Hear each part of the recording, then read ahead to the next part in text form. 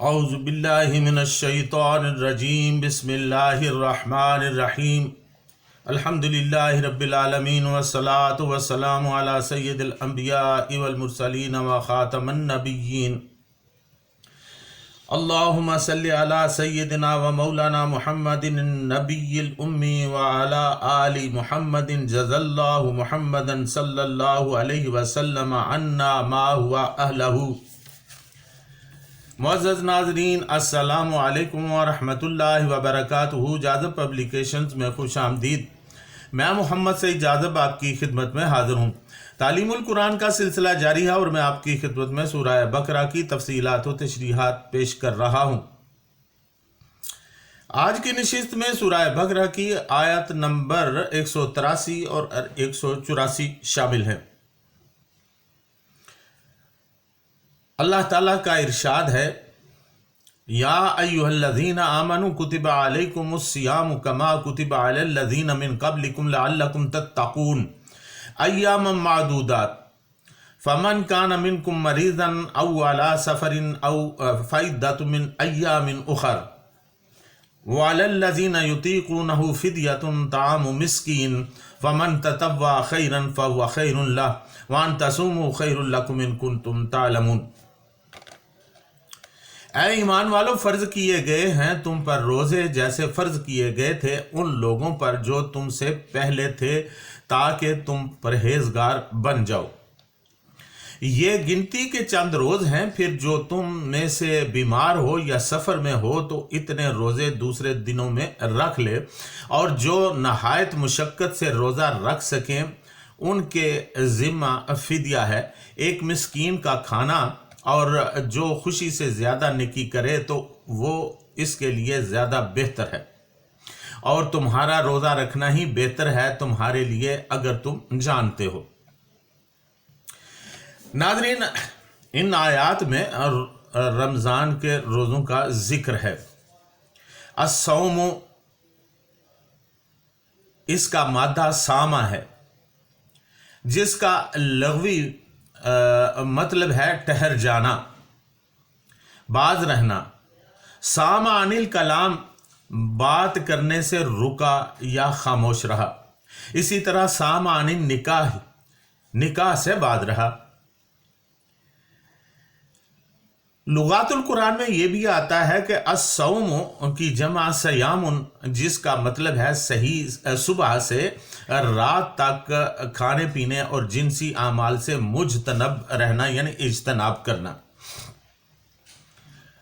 الامساک عما تنازع الیہ النفس، اس چیز سے باز رہنا جس کی طرف نفس کشش محسوس کرتا ہو۔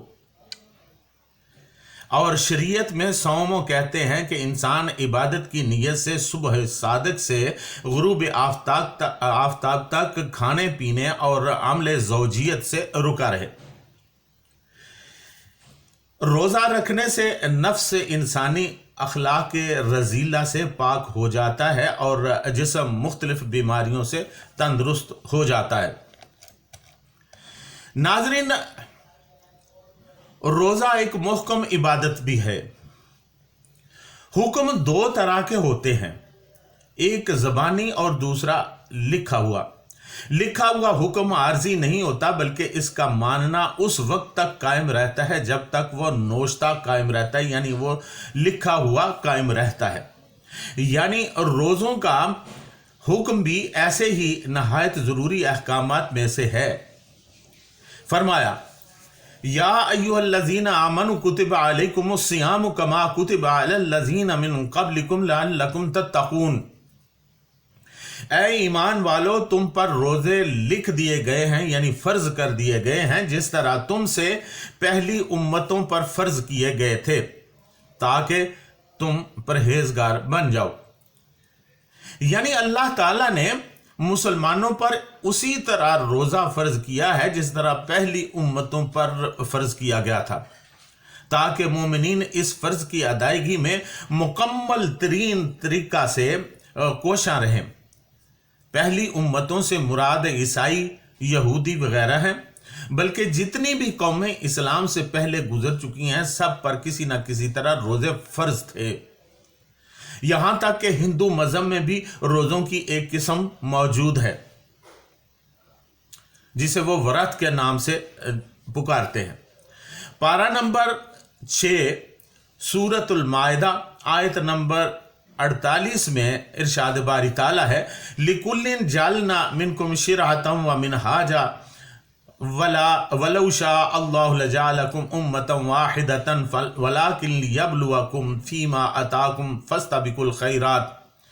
तुम में से हर एक के लिए बनाई है हमने एक शरीयत और अमल की राह, और अगर चाहता अल्लाह ताला तो बना देता तुम सबको एक ही उम्मत, लेकिन आजमाना चाहता है तुम्हें इसमें इस चीज में जो उसने दी है तुमको, सो आगे बढ़ने की कोशिश करो नेकियों में। चूंकि रोजा एक किस्म की तहारत और पाकीज़गी और शैतानी राह को बंद करने का सबब है, इसलिए रसूलुल्लाह सल्लल्लाहु अलैहि वसल्लम ने फरमाया, ए नौजवानों, तुम में से जो निकाह कर सकता है वो निकाह करे, और जो निकाह की इस्तिताअत नहीं रखता उसे चाहिए कि वो रोजा रखे, क्योंकि रोजा बुराइयों से रुकने का जरिया है। ये इबादत जहाद बिन नफ्स है, यानी अगर नफ्स पर काबू पाना और उसे फतह करना है तो रोजा के बगैर मुमकिन नहीं होता। इसीलिए रमजानुल मुबारक के रोजों के अलावा भी मुत्तकीन अक्सर नफली रोजे रखते हैं। नाज़रीन, रमजानुल मुबारक के रोजे रखना रब्बे कायनात का हुक्म है, और इस हुक्म की हमारे खालिक ने खुद ही तफसीर फरमा दी है, लअल्लकुम तत्तकून, ताकि तुम मुत्तकी बन जाओ। यानी इससे तकवा पैदा होता है जो रूहानी तरक्कियों की तरफ राह कमाल है। मुत्तकीन कौन है और उनकी सिफात क्या है, इस बारे में पहले तफसीली गुफ्तगू हो चुकी है। रोज़ा रूह की ग़िज़ा है और इसमें रूहानी बीमारियों का इलाज है। इसके अलावा बेशुमार बीमारियों जिस्मानी बीमारियों का इलाज भी है। मशहूर साइंटिस्ट जनाब सुल्तान बशीर महमूद साहब अपनी तफसीर किताब ज़िंदगी में लिखते हैं कि जदीद तरीन साइंसी दरियाफ्तों के मुताबिक कैंसर, दिल और ज़हनी बीमारियों के इलाज के लिए भी रोज़ा रखना फ़ायदेमंद साबित हुआ है। रोज़ा से किस तरह इन जानलेवा बीमारियों से सेहत हासिल हो जाती है, अभी तक जो साइंसी बात सामने आई है वो ये है कि जब पेट खाली हो जाता है तो फिर जिस्म के जहरों को निज़ाम हज़म खाने लगता है। पेट की बहुत सारी मशीनरी को आराम के लम्हात भी मिल जाते हैं। इसके अलावा खून की सफाई के काम में भी तेज़ी आ जाती है, जो सेहत के ज़रूरी ज़रूरी अवामिल हैं।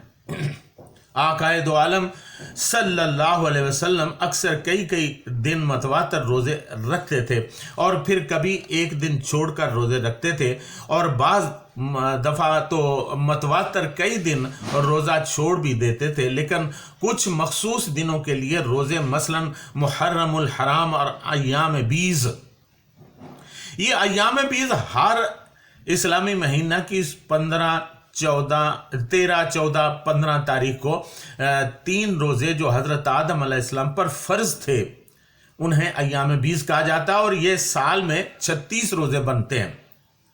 चुनांचे अय्याम बीज़ के रोज़े पाबंदी से रखते थे आका दो आलम सल्लल्लाहु अलैहि वसल्लम। लिहाजा रमज़ान के अलावा भी रोज़े रखना सरवरे कायनात सल्लल्लाहु अलैहि वसल्लम की सुन्नत है। और फिर जैसा कि ऊपर पहले मैंने बयान किया है कि अक्सर मुत्तकी हजरात नफली रोज़ों को तरजीह देते हैं जो कि उनकी नफ्स कुशी के लिए बेहतरीन मुआवन साबित होते हैं, और यूं वो लोग अल्लाह ताला का कुर्ब इख्तियार कर लेते हैं رمضان کے روزے نجات کا ذریعہ ہیں اور نفلی روزے جو اللہ تعالیٰ کی خوشنودی کے لیے رکھے جائیں بلندی درجات کا ذریعہ ہے۔ ناظرین، روزہ میں رعایت اور فدیہ کا کیا مسئلہ ہے؟ آئیے تھوڑی سی بات کرتے ہیں اس بارے میں۔ اللہ تعالیٰ نے فرمایا فَمَنْ كَانَ مِنْكُمْ مَرِيضًا أَوْ عَلَىٰ سَفَرٍ فَعِدَّةٌ مِّنْ أَيَّامٍ أُخَرَ وَعَلَى الَّذِينَ يُطِيقُونَهُ فِدْيَةٌ طَعَامُ مِسْكِينٍ۔ پھر جو تم میں سے بیمار ہو یا سفر میں ہو تو اتنے روزے دوسرے دنوں میں رکھ لے، اور جو لوگ نہایت مشقت سے روزہ رکھ سکیں ان کے ذمہ فدیہ ہے ایک مسکین کا کھانا۔ یہاں یطیقونہ کا ترجمہ یتجشموہ نہایت مشقت سے روزہ رکھ سکیں کیا گیا ہے۔ یہ حضرت ابن عباس رضی اللہ تعالیٰ عنہ سے بھی منقول ہے، اور امام بخاری رحمۃ اللہ علیہ نے بھی اسی ہی یعنی اس ترجمے کو پسند کیا ہے۔ یعنی جو شخص بڑھاپے یا ایسی بیماری کی وجہ سے جس سے شفا یابی کی امید نہ ہو روزہ رکھنے میں مشقت محسوس کرے، وہ ایک مسکین کا کھانا بطور فدیہ دے دے۔ لیکن جمہور مفسرین نے اس کا ترجمہ طاقت رکھتے ہیں کیا ہے، جس کا مطلب یہ ہے کہ ابتدائے اسلام میں روزے کی عادت نہ ہونے کی وجہ سے طاقت نہ رکھنے والوں کو بھی رخصت دے دی گئی تھی کہ اگر وہ روزہ نہ رکھ سکیں تو اس کے بدلے ایک مسکین کو کھانا دے دیا کریں۔ لیکن بعد میں فمن شاہدہ منکم الشہر فلیصمہ کے ذریعے اسے منسوخ کر کے ہر صاحب طاقت کے لیے روزہ فرض کر دیا گیا۔ تاہم زیادہ بوڑھے اور دائمی مریض کے لیے بھی اب بھی یہی حکم ہے کہ فدیہ ادا کر دیں۔ اس طرح حاملہ اور دودھ پلانے والی عورتیں اگر مشقت محسوس کریں تو مریض کے حکم میں ہوں گی، یعنی وہ روزہ نہ رکھ سکیں اور بعد میں روزے کی قضا ادا کر دیں۔ ناظرین، یہ تحریر تحفۃ الاحوزی شرح ترمذی از علامہ محمد عبد الرحمن مبارک پوری رحمۃ اللہ علیہ سے منقول ہے۔ حضرات عبداللہ بن مسعود رضی اللہ تعالیٰ عنہ، عبداللہ بن عباس رضی اللہ تعالیٰ عنہ، مجاہد رحمۃ اللہ علیہ، طاؤس رحمۃ اللہ علیہ، مقتل بن حیان رحمۃ اللہ علیہ سے منقول ہے کہ جو لوگ روزہ کی طاقت نہیں رکھتے ان کے ذمہ ایک مسکین کو کھانا کھلانا لازم ہے، اور فمن تطوع خیرا فهو خیر اللہ وان تصوموا خیر لکم ان کنتم تعلمون۔ وہ جو شخص خوش دلی سے نیکی کرنا چاہے تو اس کے لیے بہتر ہے، اور تمہارا روزہ رکھنا ہی تمہارے لیے بہتر ہے اگر تم جانتے ہو۔ ناظرین، اس کی تفصیلات انشاءاللہ العزیز آئندہ بھی آئیں گی، احکام و مسائل پر بات ہوگی۔ آج کی نشست کے لیے اتنا ہی، اجازت دیجیے۔ وما علینا الا البلاغ المبین۔